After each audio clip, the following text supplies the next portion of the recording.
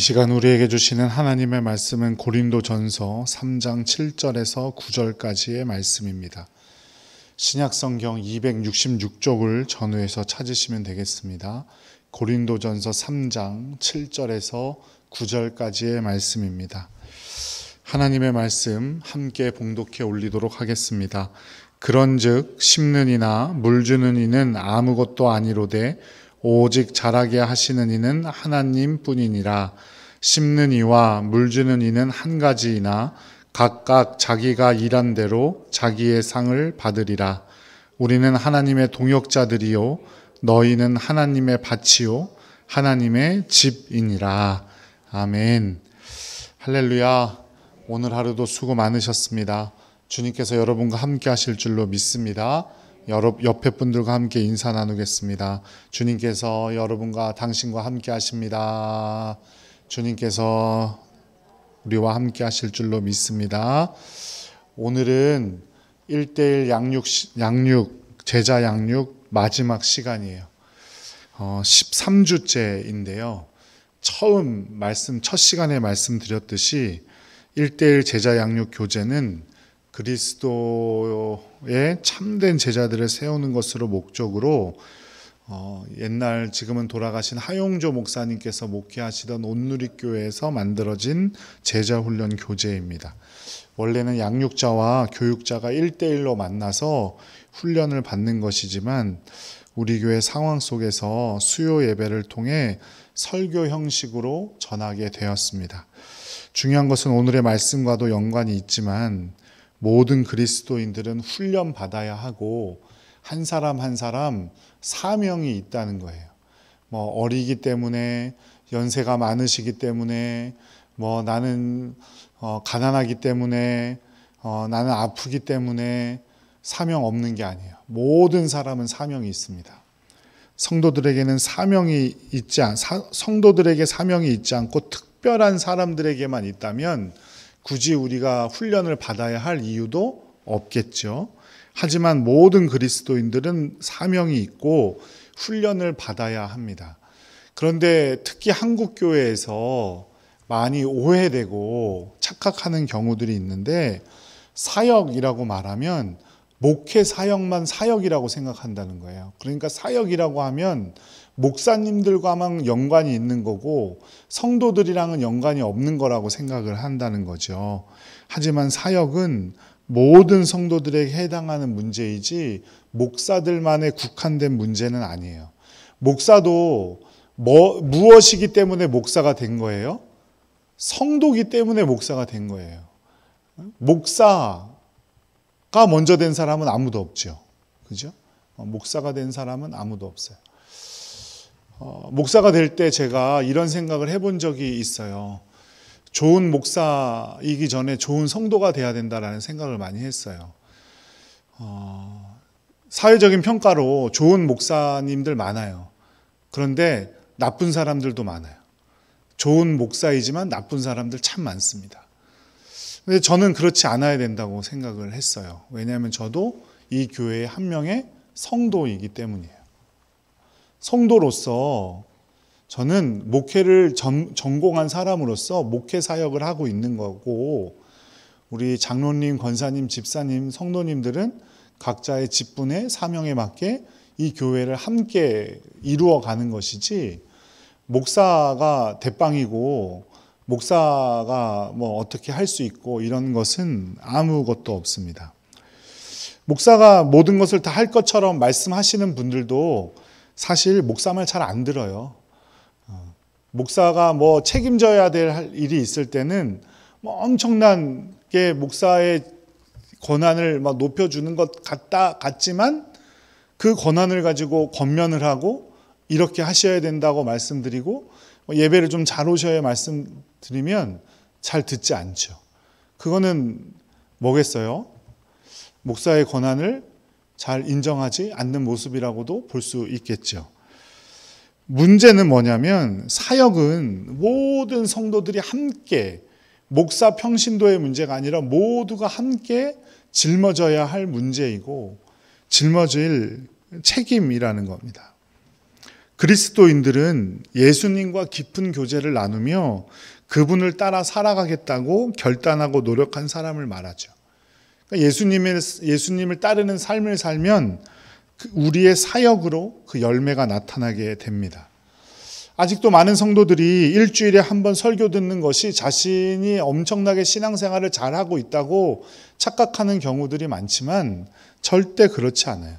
물론 형편이 있으신 분들이 있죠. 몸이 안 좋으신 분들이나 형편은 다 있어요. 그런데 신앙의 자세가 이렇게 한 번 설교 듣는 것, 주일 예배 한 번 참석하는 것으로 내가 엄청나게 신앙생활 잘하고 있다는 착각을 갖게 되는 것은 처음 말씀드린 사역을 목사들의 전유물로 생각하기 때문이에요. 사역이란 말을 착각하기 때문에 생긴 오류라는 거죠. 신앙은 반드시 사역을 통해서 열매를 맺어야 합니다. 프란시스 아이레스라는 분이 이런 말을 남겼어요. 만일 세례를 받았다면 목사 안수를 받던 안 받던 우리는 이미 사역자입니다. 자신도 사역자임을 깨닫고 사역을 감당하려면 반드시 기억해야 할 것들이 있는데요. 오늘은 5가지로 그것을 함께 살펴보려고 해요. 첫 번째는 우리는 모두 교회라는 거예요. 평신도가 교회 안에 있다라는 말은 성경적인 표현이 아닙니다. 평신도가 교회를 위해 헌신한다라는 말도 성경적이지 않아요. 교회에서 일한다는 말도 역시 성경적인 표현이 아닙니다. 왜냐하면 오늘 말씀을 통해서 한번 보도록 할게요. 에베소서 2장 20절에서 22절 말씀을 함께 읽겠습니다. 너희는 사도들과 선지자들의 터 위에 세우심을 입은 자라. 그리스도 예수께서 친히 모퉁이 돌이 되셨느니라. 그의 안에서 건물마다 서로 연결하여 주 안에서 성전이 되어가고 너희도 성령 안에서 하나님이 거하실 처소가 되기 위하여 그리스도 예수 안에서 함께 지어져 가느니라. 아멘. 우리 한 사람, 성도 한 사람 한 사람이 뭐라는 거예요? 하나님이 거하실 처소라는 거예요. 근데 그 처소가 완성이 됐어요? 완성이 안 됐어요? 완성이 안 되었어요. 그러니까 뭐라고 말해요? 그리스도 예수 안에서 함께 지어져 가는 중이다 이 말이에요.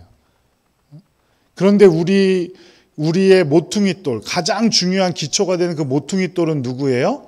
예수님이라는 거죠.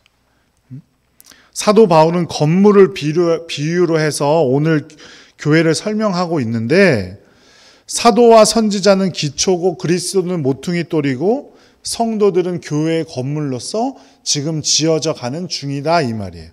즉 성도 자체가 교회라는 말이에요.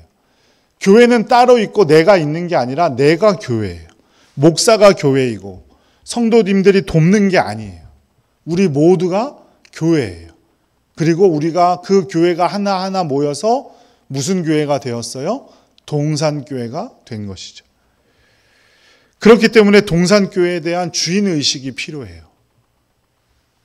물론 교회의 머리이자 주인은 누구예요? 예수님이에요. 내가 주인이니까 내 맘대로 하라는 말씀이 아니라는 것을 이미 다 아실 거예요. 책임지는 모습이 필요하다는 거죠. 주인의식이란 내가 교회란 마음을 품어야 돼요. 그러면 어떻게 되겠어요? 어디서 무언가를 하더라도 내가 잘못하면 누가 욕먹는 거예요? 교회가 욕먹고 예수님이 욕먹는 거다. 이런 마음을 가지고 살아야 합니다. 남이 해주길 바라는 마음, 내가 나서지 않아도 된다는 마음을 가져서는 안 됩니다. 아주 조그만 물이 모여 바다를 이루듯이 우리 모두에게는 역할이 있어요. 왜냐하면 우리 모두가 예수 그리스도를 모신 교회이기 때문이에요. 작은 역할, 큰 역할은 없어요. 자신 스스로가 나서는 것이 필요하죠. 내가 안 해도 된다는 확신이나 나는 여기까지만 해도 된다는 그런 마음은 전혀 옳지 않아요. 교회가 교회되게 하는 가장 기본적인 요소는 무엇일까요? 바로 예배입니다. 그러니까 누가 뭐라 해도 교회의 제일 존재의 제일 목적은 예배예요. 구제도 열심히 하고 친교도 열심히 하고 가르치기도 열심히 가르치고 그런데 예배드리지 않아요. 그건 교회 아니에요. 내가 먼저 예배하는 자가 되어야 되고 우리 모두가 함께 모여서 제일 먼저 해야 될 건 뭐예요? 예배예요. 주일 예배는 물론이고 주중 예배 책임감을 가지고 예배에 참석할 줄 알아야 돼요. 누구는 필요하지 않고 누구는 일이 없어서 참석하는 것이 아니잖아요. 그죠? 물론 주일 근무를 하시는 분들도 있고 이 시간에도 일을 하고 계셔서 참석하지 못할 사정들은 있으시겠죠. 그렇다면 다른 예배의 자리도 꼭 참석해야 되고 자신의 상황과 여건이 예배의 자리를 침범하지 못하도록 하나님께 열심히 기도하면서 준비해야 된다는 겁니다. 그리고 무엇보다 우리가 예배를 통해서 하는 일은 하나님께 영광을 올리고 하나님과 교제함으로써 성도 간의 교제를 이루는 거죠. 예배가 바로 서지 않으면 모든 사역들은 의미를 잃게 돼요. 교회가 그리스도의 몸으로 살아 움직이려면 바로 예배가 제대로 서야 합니다.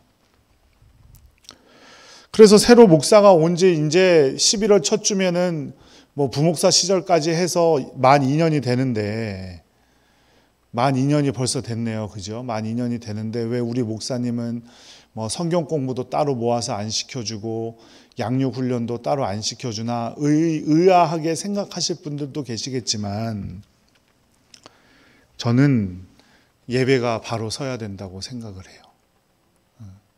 예배 드리지 않고 그냥 성경 공부, 지식 쌓는 일들 물론 필요하지요. 하지만 예배가 제대로 서지 않은 상태에서 그거 잘못 시작하면 그들만의 세상이 돼요. 그들만의 리그가 돼요. 그렇게 무너지는 교회 저 여럿 봤습니다. 저도 부목사 시절에 담임 목사님께 목사님 이런 좀 훈련 프로그램을 좀 교회에서 운영했으면 좋겠습니다. 라고 할 때마다 그 목사님께 지금은 은퇴하셨는데 그 목사님께 항상 듣던 말이 있어요. 예배나 잘 드리라 그래. 전에 있던 교회가 한 600명 정도 되는 교회였는데요. 프로그램이 없어요. 그냥 예배만 드립니다. 근데 그 예배가 제대로 되지 않은 상태에서 그 목사님의 지론이 그것이었어요. 예배가 제대로 되지 않은 상태에서 뭘 함부로 잘못하다간 교회의 정체성을 잃게 된다. 저도 물론 내년부터는 한번 시작해 보려고 해요. 성경 공부, 제자 훈련, 물론 이것은 참여하시기를 원하는 분들만 딱 신청을 받아서 하게 되겠죠. 시작을 해 보려고 하는데 지금 기도 중에 있는데 더 정말 중요한 거는 우리 성도들이 정말 예배에 대한 간절함이 있는가라는 것에서 제가 요즘 많이 기도하고 있어요. 정말 예배에 간절함이 있는가? 주일 예배 한 번으로 내 모든 것을 다 했다고 그냥 넋놓고 있는 것들은 아닌가? 목사의 책임은 어디까지인가? 이런 생각들 많이 하고 있습니다. 우리 함께 사역하는 겁니다. 저와 여러분이. 그러기 위해서는 예배가 정말 제일 먼저 바로 서야 합니다. 물론 꼭 예배 이 자리에 와야 뭐가 좋은 사람이고 나쁜 사람이고 이게 아니고 예배에 대한 간절함이 있어야 된다는 거예요. 베드로전서 2장 4절 5절 말씀도 함께 읽어볼게요. 사람에게는 버림바가 되었으나 하나님께는 택하심을 입은 보배로운 산돌이신 예수께 나아가 너희도 산돌같이 죄송합니다. 2장 4절, 2장 5절 읽을게요. 시작. 너희도 산돌같이 신령한 집으로 세워지고 예수 그리스도로 말미암아 하나님이 기쁘게 받으실 신령한 제사를 드릴 거룩한 제사장이 될지니라. 아멘. 우리 모든 성도들이 한 명 한 명 교회로 거룩하게 세워져 가야 하는데 그 목적이 뭐냐면 신령한 제사를 드린대요. 이 신령한 제사가 요즘 말로 표현하면 뭐예요? 예배예요, 예배. 하나님께서 우리 한 사람 한 사람을 거룩한 성전으로 세워주시는 이유는 예배입니다. 예수님의 사역을 마태복음 4장 23절에서 이렇게 말해요. 함께 읽을게요. 예수께서 온 갈릴리에 두루 다니사 그들의 회당에서 가르치시며 천국 복음을 전파하시며 백성 중에 모든 병과 모든 약한 것을 고치시니. 아멘. 예수님의 사역하면은 제일 많이 들어보신 말씀이 마태복음 4장 23절일 거예요. 회당에서 가르치시는 사역, 복음 전파하는 사역, 병과 약한 것을 고치시는 사역을 위해 이 땅에 오셨다고 했는데, 이런 사역을 우리가 그리스도인으로서 이 땅에서 가지고 나가야 되는데, 이 사역을 감당해야 되는데, 그 사역의 힘이 어디에서 오는 거예요? 바로 예배에서 오는 거예요.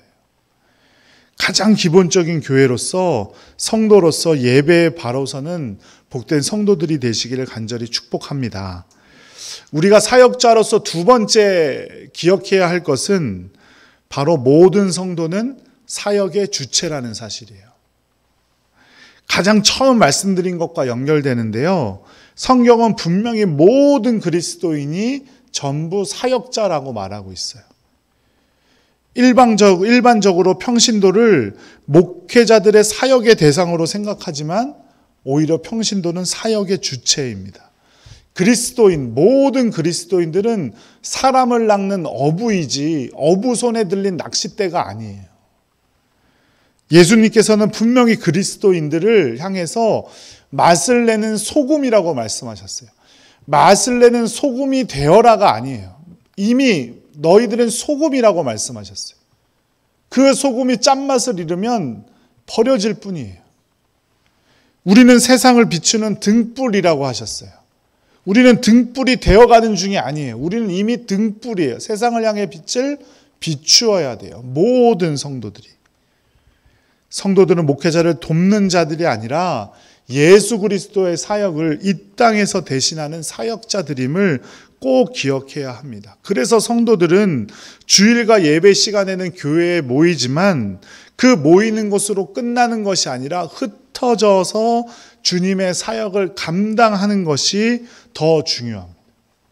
사역의 주체라는 사실을 잊어서는 안 돼요.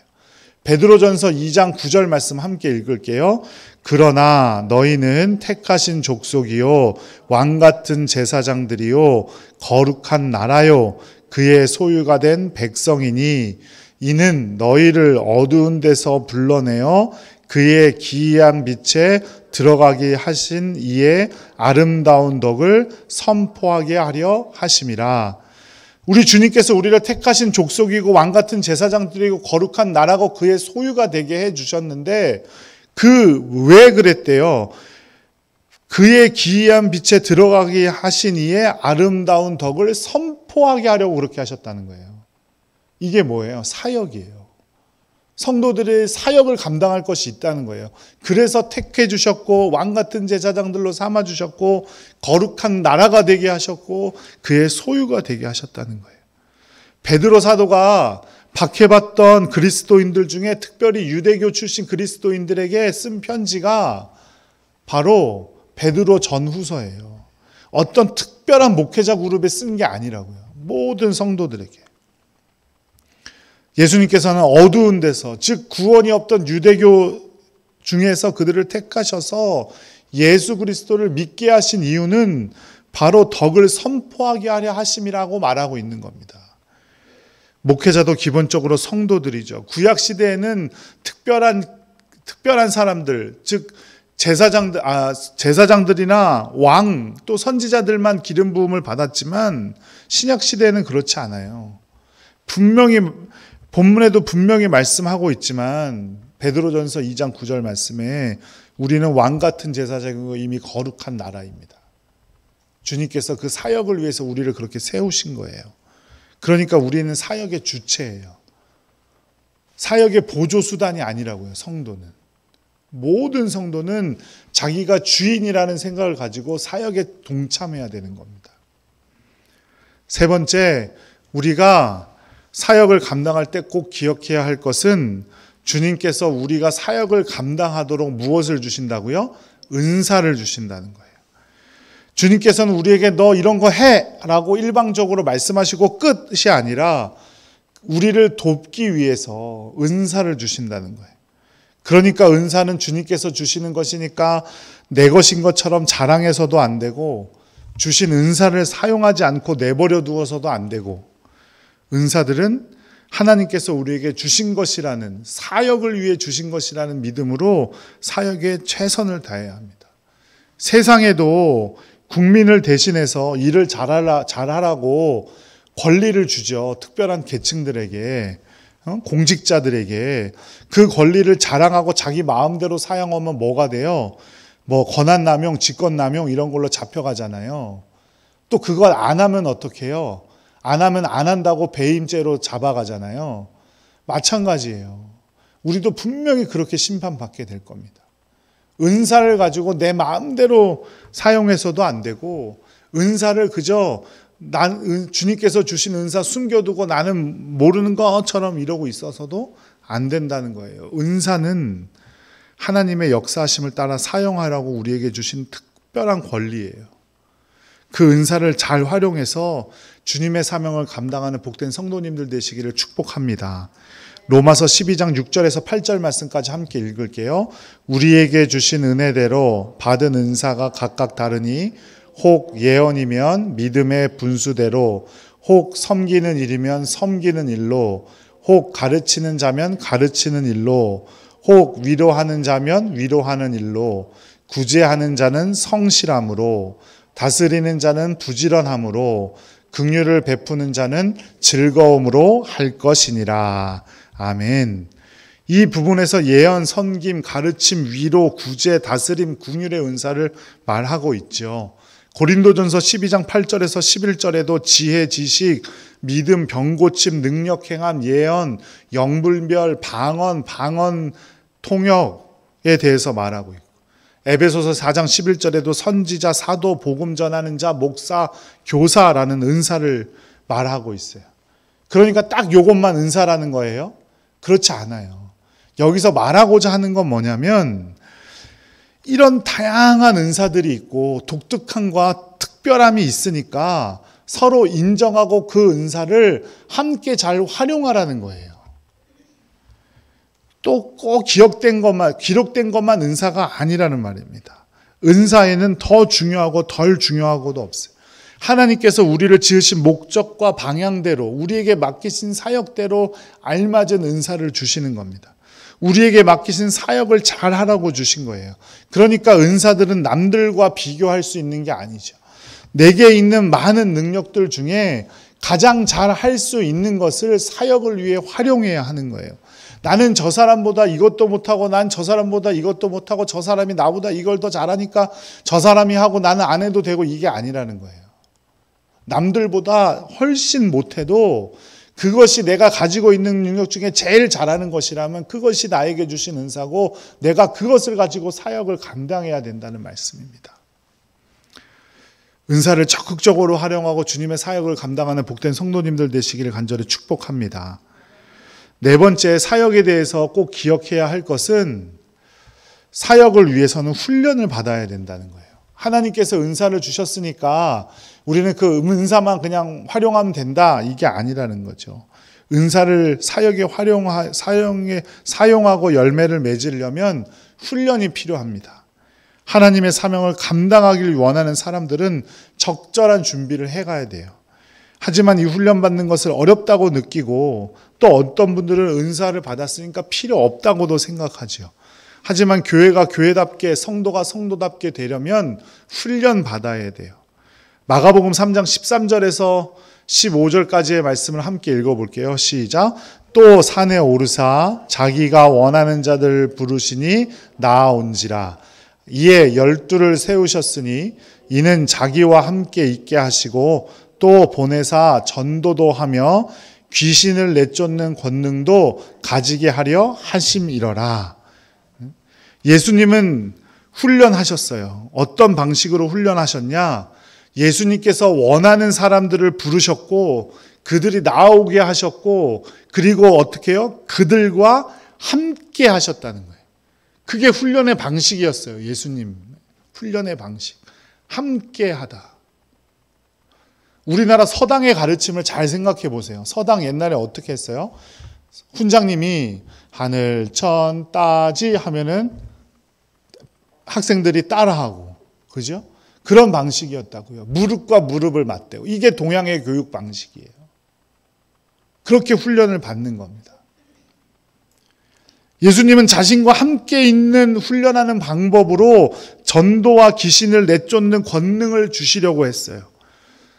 우리 교회도 뭐 속회 지도자 세미나도 했고, 또 안내위원 세미나도 했고, 우리 바나바 사역팀이라고 이름하기로 했는데 그 세미나도 했고, 아까 말씀드렸듯이 내년부터는 좀 훈련 프로그램을 가져보려고 합니다. 그 전에 먼저 개인적으로 훈련을 해야 돼요. 말씀 묵상, 또 성경을 읽는 것에 그치지 않고 연구하는 방법들 얼마든지 많아요. 교회에서 안 한다고 못하는 게 아니라는 말입니다. 훈련 받지 않으면 사역을 하다가 쉽게 영적인 침체에 빠질 수가 있어요. 군인들도 운동선수들도 끊임없이 훈련하죠. 우리 영적인 성도들도 훈련을 받아야 할 줄로 믿습니다. 훈련에 게을리하지 않는 여러분들 되시기를 간절히 축복드립니다. 마지막으로 5째입니다. 사역을 잘 감당하기 위해서는 성경적인 세계관을 가져야 합니다. 세계관 이런 말씀들은 좀 들어보셨을 거예요. 세계관이란 셀로판 용지 아시죠? 셀로판지 안경과도 같아요. 빨간 셀로판지 안경을 끼면 세상이 온통 무슨 색으로 보여요? 빨간색. 파란색이면 파란색으로 보이듯이 이 세상을 바라볼 때 세계관을 가지고 우리가 바라보게 돼요. 누구나. 이건 뭐 특별히 끼는 게 아니에요. 누구나 다 가지고 있어요. 세상을 바라보는 방식이. 그런데 그것이 무엇으로 바뀌어야 된다고요? 성경적으로 바뀌어야 된다는 거예요. 성경적으로 세상을 바라봐야 되고 성경적으로 교회를 바라봐야 된다는 거예요. 성경적인 세계관을 잃어버리면 교회도 세상적인 시선으로 바라보게 돼요. 그래서 큰 교회는 좋은 교회고 작은 교회는 나쁜 교회고 이렇게 보게 된다고요. 교회뿐만 아니라 온 세상을 성경적인 시선으로 바라보아야 해요. 특별히 세상을 그렇게 바라보아야 합니다. 왜냐하면 우리가 교회 안에서도 사역을 감당하기도 하지만 교회 밖에서도 사역을 감당하기 때문이에요. 요한복음 20장 21절 말씀을 함께 읽어볼게요. 예수께서 또 이르시되 너희에게 평강이 있을지어다. 아버지께서 나를 보내신 것 같이 나도 너희를 보내노라. 예수님께서 하나님 아버지의 명령에 순종해서 이 땅으로 오신 것처럼 우리도 세상으로 나아간다는 말이에요. 세상에서 성경적인 세계관을 잃게 되면 세상 속에서 예수 그리스도의 사역자라는 사명을 잃어버리게 되는 겁니다. 성경적으로 세상을 봐야 돼요. 성경적으로 세상을 이해하려고 하고 성경적으로 주님의 말씀대로 이 땅을 살아가려고 해야 된다는 겁니다. 세상의 어느 영역에서든 복음은 전파되고 그리스도의 이름이 높임을 받을 수 있도록 우리 성도들이 성경적인 시선을 잃어서는 안 돼요.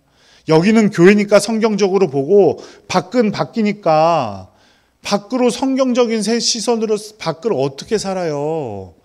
그렇게 말해서는 안 된다는 거죠. 사랑하는 여러분, 모든 그리스도인들은 주님께서 특별히 택하신 사역자들이에요. 자신에게 주신 재능을 함부로 낭비하거나 나만을 위해 사용하거나 묵혀두어서는 안 돼요. 오직 하나님 나라를 위해서 최선을 다해 선용하고 헌신하는 복된 성도님들 되시기를 간절히 축복합니다. 그럴 때 우리가 주님의 나라를 이루게 되면 물론이고 주님께서 주시는 놀라운 축복을 누리게 될 줄로 믿습니다. 기도하겠습니다.